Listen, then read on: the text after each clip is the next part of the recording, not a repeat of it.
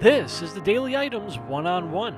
Our guest today is Knoebel's Amusement Park co-owner and manager, Brian Knoebel, interviewed by Justin Strawser. Welcome to One-on-One. I'm Justin Strawser, and today we have Brian Knoebel with us, and we're live here at Knoebel's Amusement Resort on the Phoenix, which has been recently recognized as one of the best wooden coasters in America. Thanks for having us out, Brian. Thanks for coming.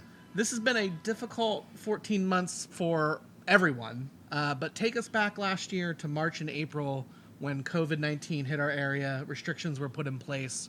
What was happening here at Knoebel's? Because you weren't open yet, but you were probably getting prepared to. We were. It was beginning to ramp up on our, would have been our 94th season. And when everything got shut down, scary times, very challenging times. For me personally, I've been involved in some very challenging things, we'll say, through the years, whether it's a flood or anything imaginable. And never have I been involved in something so challenging and stressful as dealing with COVID-19, keeping our guests safe, keeping our staff safe. It was a tremendous effort from our staff. My hat is off to them who got us open, kept us open. I thank God every day for the staff that helped us get through that and continue to do so. We could not have done it without the entire team. It was meetings. It was discussions about hand sanitizing. It was how do you social distance in an amusement park? How is that even possible? Right. When you have a busy Saturday, we have company picnics happening, queue lines. Here we are sitting on the Phoenix that holds 24 people. Well, they're not socially distanced, so how do we do that? Friends in the industry would help. Text message, a lot of Zoom calls, that's for sure. And we got open. We finally got open on July the 1st. So about 2 months you were delayed. We were. So we were supposed to open last weekend of April. We finally opened on July 1st. We had started bringing, we had an essential staff. I mean, at that point, plush was already ordered for the games and inventory for the gift shops. Paper plates, Pepsi cups, straws, lids, napkins, all these were already previously ordered. In January is when we typically order all of our flowers. So our grounds foreman and I hopped in the vehicle and drove to multiple greenhouses and said, look, I'm sorry. We're going to buy something. We just can't buy everything that we typically buy. Please understand. It was a lot of that sort of thing. And when we did open July 1st, I'm not going to say no one came, but it was kind of looked like the top of my head. Yeah. There was not many people here. I think I came out that weekend and was surprised at the amount of people because I thought there would be more or less. I don't know if that makes sense. I thought there would be people here excited to do stuff, but there ended up being less people than I thought, is what I'm trying to say. Yeah, it was, we didn't know what to expect. Right. We had no idea. And I think you didn't know. We're much more intelligent now with the virus than what we were at that time. And people were nervous. They didn't know, maybe let's wait a couple weeks. Let's see how Knoebel's does. Let's see how these other amusement parks do before we book a family vacation to Knoebel's. And little by little, they started to come out. And it was just those first 2 weeks in July were a little wishy-washy, kind of barren. There wasn't much garbage in the garbage cans. We weren't going through much inventory in our food service. Camping was popular. Golf was popular. But coming to an amusement park, they didn't know. Too many touch points. Too many lap bars, queue lines.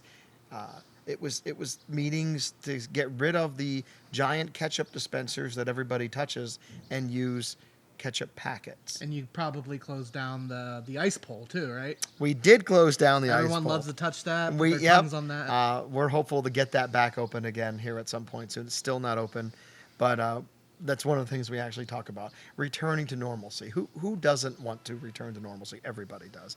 So and that at the North Pole at our Christmas shop, that's part of it. Yes. Well, we've talked extensively over different articles about, the social distancing cues and the lines, keeping the distance. We've talked about, I think it was 150, Geisinger supplied 150 sanitizing stations. So, and you put up all those signs about masking and distancing and whatnot. And I saw a picture floating around on social media recently about all those signs gathered and kind of put in one place. Last week, CDC announced, hey, people who are vaccinated are able to go in these places and not wear masks. Mm-hmm. That's the new rule here at Knoebel's then, right? That's the reason the signs are taken down? So let me hit rewind before we talk about that. So Geisinger didn't completely supply all of those. Oh, I'm sorry. They partnered with us, and they have been a wonderful partner. They have helped us with the masks that our employees wear. I should just say PPE. They've helped us with our PPE. And they continue to do so. And they're a phone call away. And again, wonderful is the best. They have been a wonderful partner. So yes, we have been following the CDC guidelines. And for last weekend, what the policy that we put into place was our staff had to continue to wear a mask, even if they were fully vaccinated or inoculated. But the guests outdoors didn't need a mask on. And it made some a little bit nervous, okay? But we're also we're not forcing anyone to come. We encourage you to come. And if you want to wear a mask, fine. No one is going to criticize you if you want to wear an approved face covering. Staff, they did have to wear a mask, and they understood. And we just kind of said, look, it's a middle step. Just work with us. You've already worn a face covering for 14 months. Wear it for the weekend. And everybody was perfectly fine with it. So then again, after this previous weekend, beginning this past Monday, if you are fully vaccinated as a team member here at Knoebel's, then you don't need a mask outdoors. We still do have an indoor mask policy. And anyone, if a guest should come to Knoebel's and they don't have a mask, we'll just give you one to walk inside of a gift shop or any guest accessible area like our treasure chest or our country store, the Alamo restaurant, anywhere where, again, guest accessible is the best way we could put it. It seems like a little bit of a nightmare when you put those rules up and say, vaccinated people can not wear the mask, and then unvaccinated. Do you feel like is there a strategy to enforce those rules? So again, let me hit rewind. Okay. And our policy last year, 2020, when we did open July 1st, was anyone over the age of 2 must wear a mask. If you are not wearing a mask, we assume it's because you have a medical condition. It was only about 2 hours into the day when everyone here must have a medical condition because there are no masks. So we called I don't know, it seems a little harsh, but an emergency family meeting, and our leadership team met in an office and discussed it that night. And by the next day, so the Sunday of opening weekend, which would have been July 2nd, on that date, I shouldn't say Sunday, whatever July 2nd was, on that day we had a different policy. So we opened one day with kind of a loose policy.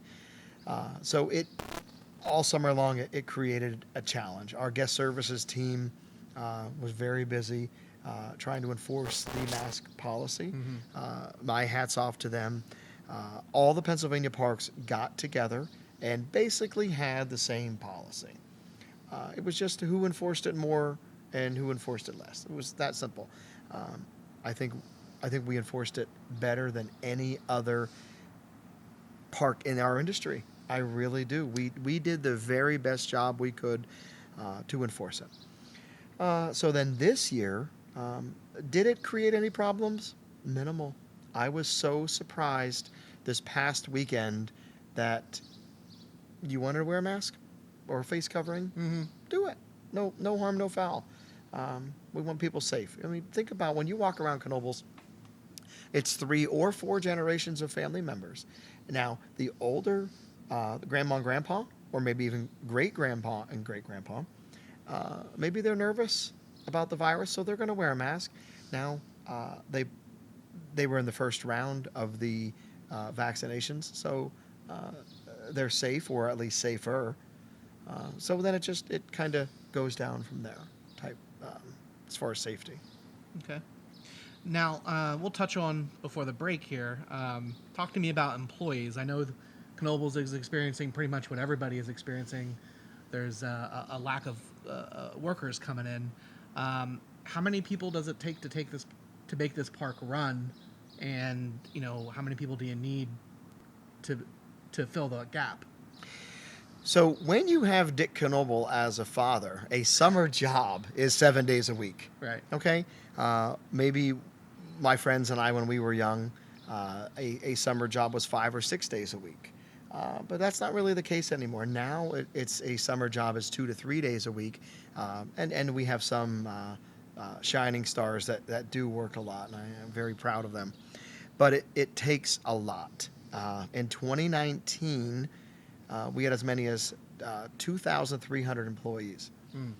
So we are currently, I'm going to say we need at least 500 more right now to get us fully operational. So we had to make some very challenging decisions. We have 62 rides. We can't staff all of them. We have gift shops, games, food stands, you name it. And something had to give. So little by little, we had to scratch some attractions off the list, some food stands off the list. And we're hopeful that when schools and colleges let out, that more kids will come here and get a job. Any age. For all you parents that are listening, fellow parents that are listening, we encourage you to get your child out here and seek employment. Just call 1-800-ITS-FOR-FUN. We have signs in the area, best job ever. It's very rewarding to see if you go on like our Facebook page or on a Knoebel's Connoisseurs Facebook page and read, for many, many people, this was the best job they've ever had. I mean, we have 401k. We have a reciprocal agreement with about 16 other parks where you and a guest can go work. Flexible work schedule. About every other week in our paychecks, we put something in there for the people, whether it's handstand passes, pool passes, free food. You do get 25% off of food here in the park. Using your employee ID. There's just many, many reasons why we truly feel this is the best job ever. Okay, we're going to take a quick break. We'll be back with Brian Knoebel. We'll return with more from our interview with Brian Knoebel after a quick break.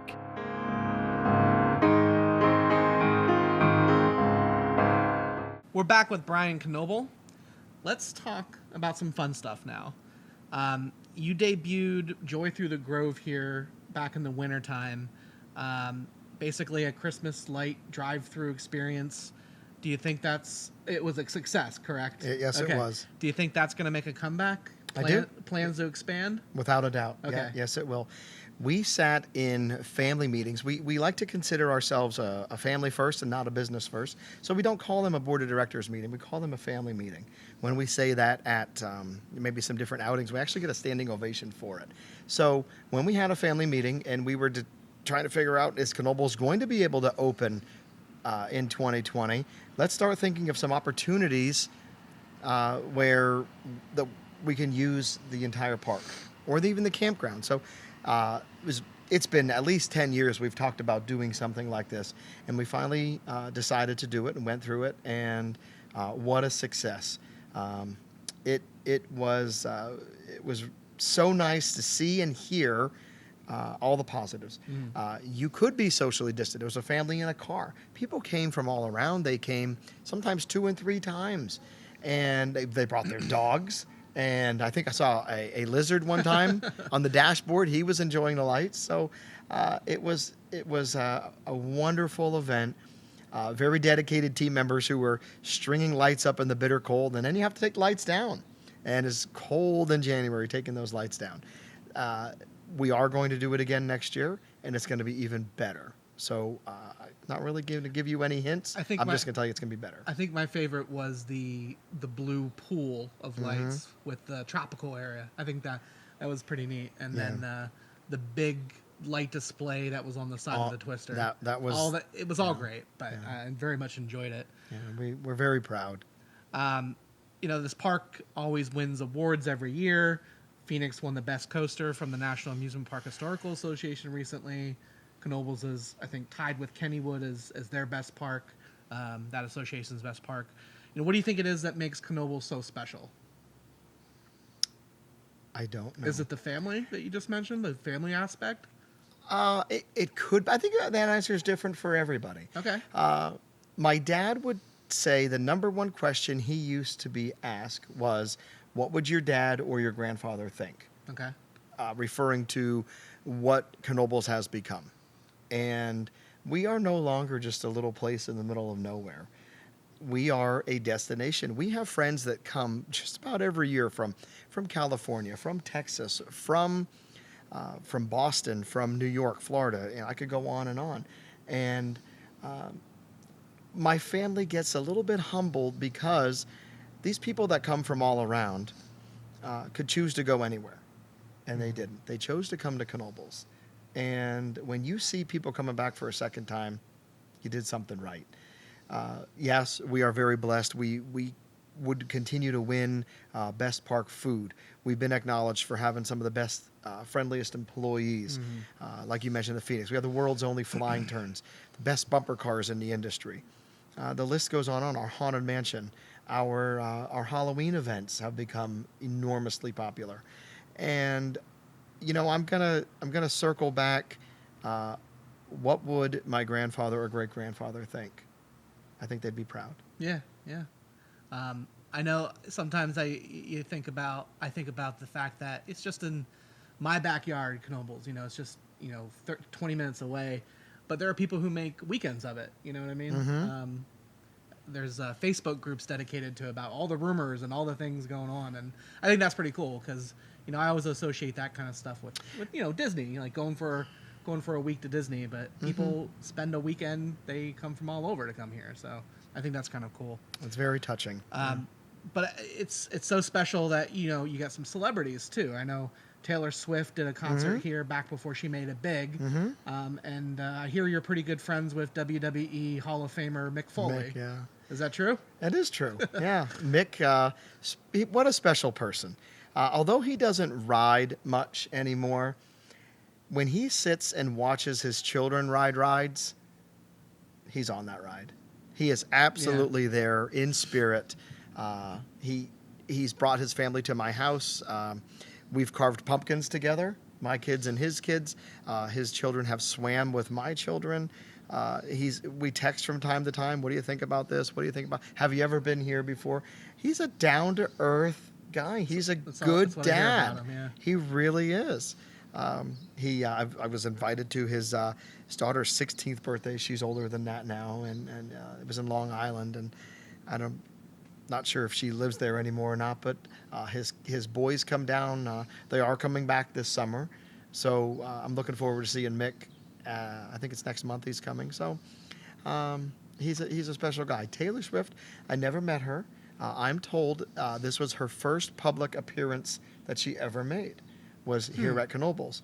So in the back of my mind, I wonder, we're approaching our 100th anniversary. Get the invite out. Maybe. Wouldn't that be cool? Get some teardrops on a guitar on the Phoenix. Exactly. Yeah, when I think Mick did a speech here for one of the anniversaries of the Phoenix, and standing right back here, I talked to him for about 3 or 4 minutes, and then we rode the Phoenix together. So it was a pretty neat experience. He did. He was here when the Phoenix turned 25 for us. And then he was also here the very last weekend of our Hollow Fun one year, and we had a lot of snow. And our maintenance crew was going around getting the snow off the branches and keeping things safe. And unfortunately, we had to shut like the Phoenix and the Twister down because if whatever gets stuck on the lift hill and you have to walk people down, you couldn't do it safely. Right. So what did Mick do? He grabbed a microphone in our Phoenix Junction steakhouse and he entertained the crowd. That's awesome. He told jokes. He told stories. was kind of fun. It was kind of unique. How many people can say that? Well, we were bored and we didn't want to drive in the snow. We were giving PennDOT an opportunity to get the roads cleared. So, Mick Foley, we hung out with Mick. He's a special person. That's fun. Now, before we're done, let's talk about the new ride, the Tornado. Tell me about the Tornado and when you think it's going to open.